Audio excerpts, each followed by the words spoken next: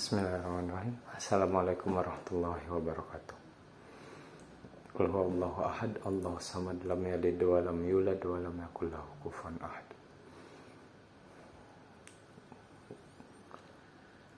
Kali ini saya akan mereview materi untuk memenuhi ujian akhir semester mata kuliah forensik digital yang diampu oleh Bapak Komarudin. Langsung saja pada pertemuan pertama, yaitu introduction atau pengantar kuliah, bisa membahas tentang pengenalan materi, overview materi, kemudian penjelasan forensik digital secara umum, membahas tentang sistem perkuliahan, kontrak kuliah, kemudian memberikan pembagian tugas dan kelompok. Kemudian pada pertemuan kedua, yaitu materi tentang profesi ahli forensik TI, yang mana merupakan ahli pengetahuan yang digunakan untuk membantu proses penegakan keadilan melalui penerapan ilmu sains dan tentunya teknologi. Komponen digital forensik umumnya hampir sama dengan bidang yang lain.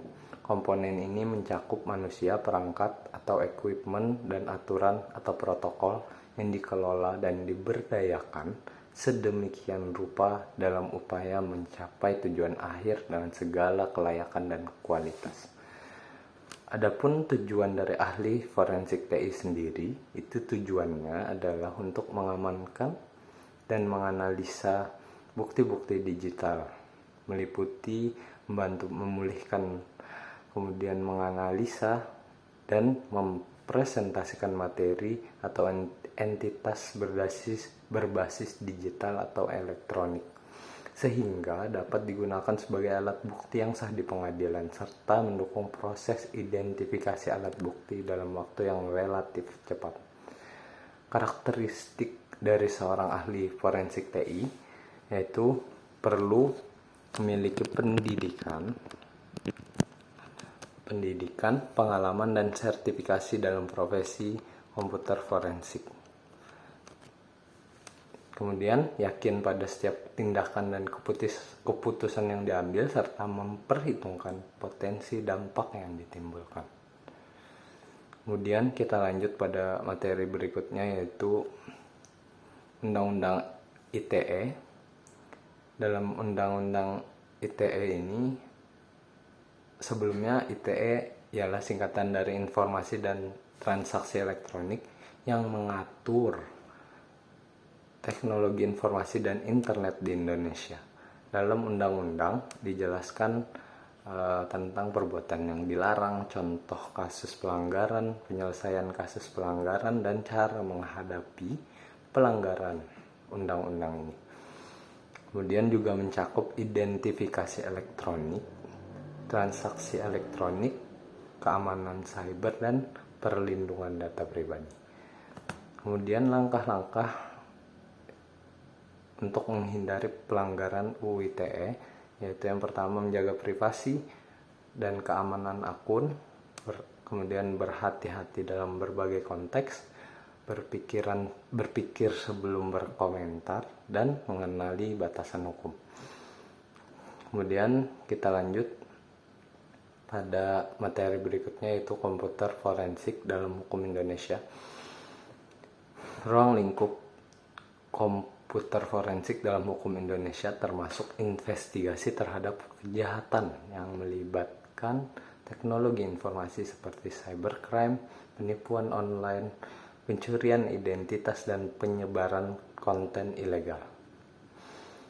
Dalam era digital, penting bagi sistem hukum Indonesia untuk terus mengembangkan kapabilitasnya dalam bidang komputer forensik. Hal ini tidak hanya melibatkan peningkatan dalam pengetahuan dan keterampilan ahli komputer forensik, tetapi juga perubahan dan perbaikan dalam undang-undang yang mengatur penggunaan bukti digital dalam sistem peradilan.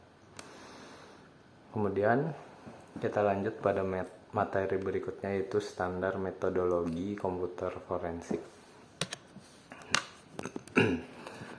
Standar komputer forensik adalah panduan atau pedoman yang ditetapkan untuk melakukan investigasi forensik komputer forensik dengan cara yang terstruktur, metodis, dan adil, sehingga proses penyelidikan memenuhi standar profesional dan hukum yang berlaku. Standar komputer forensik mengacu pada 5 faktor yang dikenal sebagai 5C, yaitu keakuratan, kelengkapan, keandalan, keutuhan, dan ketergunaan. Kemudian kita lanjut pada materi berikutnya, yaitu hukum pembuktian kejahatan teknologi informasi. Hukum pembuktian dalam konteks kejahatan teknologi informasi merujuk pada proses pengumpulan dan penggunaan bukti untuk membuktikan adanya pelanggaran hukum yang terkait dalam penggunaan atau penyalahgunaan teknologi informasi.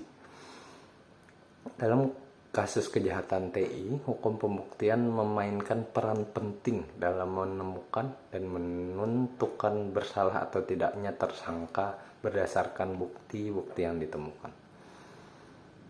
Sebagai contoh, dalam kasus pencurian data perusahaan yang dilakukan secara daring, hukum pembuktian memainkan peran sentral dalam membuktikan siapa pelaku yang melakukan tindakan tersebut, bagaimana mereka melakukan serangan, dan apa yang telah mereka ambil dari sistem. Melalui analisis forensik digital yang cermat dan penggunaan alat bukti yang tepat, pembuktian dapat membantu mengindikasi dan menuntut pelaku kejahatan TI. Kemudian pada pertemuan berikutnya, yaitu diskusi atau review. Jadi di sana meninjau kembali mengenai materi-materi yang sudah dipresentasikan, kemudian diingatkan kembali oleh dosen pengampu bahwa pertemuan selanjutnya ialah ujian tengah semester, yaitu membuat video presentasi kelompok sesuai materi yang sudah didapat. Kemudian pada pertemuan selanjutnya melakukan absen dan mengumpulkan selambat-lambatnya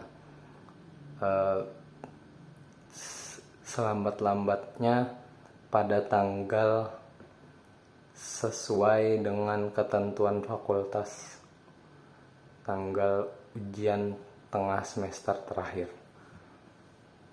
Kemudian setelah mengumpulkan materi, kita lanjut pada materi berikutnya, pada pertemuan berikutnya, yaitu kejahatan bidang TI. Kejahatan bidang TI ini merujuk pada segala bentuk tindakan kriminal yang memanfaatkan teknologi informasi dan jaringan komputer. Karakteristik utama kejahatan di bidang TI mencakup tingginya tingkat anonimitas, motivasi pelaku yang bervariasi, dan eksploitasi celah keamanan dalam perangkat lunak dan jaringan pelaku kejahatan.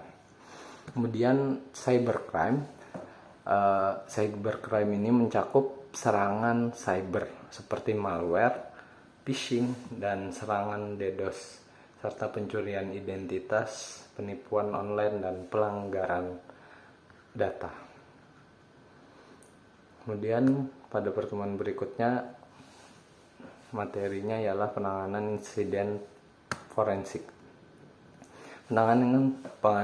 Penanganan insiden forensik melibatkan penerapan metode ilmiah dan teknologi untuk mengungkap fakta-fakta yang berkaitan dengan suatu peristiwa atau tindakan yang melibatkan aspek hukum. Tujuannya untuk menyediakan bukti yang dapat digunakan di pengadilan untuk mendukung proses keadilan dan penegakan hukum dalam konteks penanganan insiden forensik. Kemudian jenis forensik antara lain forensik kedokteran, forensik digital, forensik sains laboratorium, forensik keuangan, forensik ilmu sidik jari, forensik sains, serta forensik psikologis. Sekarang, forensik digital menjadi semakin krusial dalam mengungkap kejahatan cyber yang semakin kompleks. Kemudian pada pertemuan berikutnya, yaitu investigasi kasus TI dan keamanan dalam TI. Investigasi kasus TI merujuk pada proses penyidikan yang dilakukan untuk mengidentifikasi, menganalisis, dan menyelesaikan masalah yang terkait. Tujuan dari investigasi ini adalah untuk memahami, menemukan akar permasalahan, dan memberi solusi untuk mengatasi masalah yang ada. Kemudian proses kasus TI melibatkan langkah-langkah seperti identifikasi kasus, pengumpulan bukti, serta analisis data informasi, dan mempersiapkan laporan dan keperluan hukum. Kemudian di pertemuan selanjutnya, yaitu materi tentang keamanan dalam TI. Keamanan dalam TI mencakup upaya untuk melindungi data sistem dan jaringan dari berbagai ancaman seperti serangan cyber, peretasan, dan pencurian informasi. Dampak yang ditimbulkan jika keamanan TI diabaikan seperti kerugian finansial, pelanggaran privasi, dan kerugian reputasi. Prinsip-prinsip dasar keamanan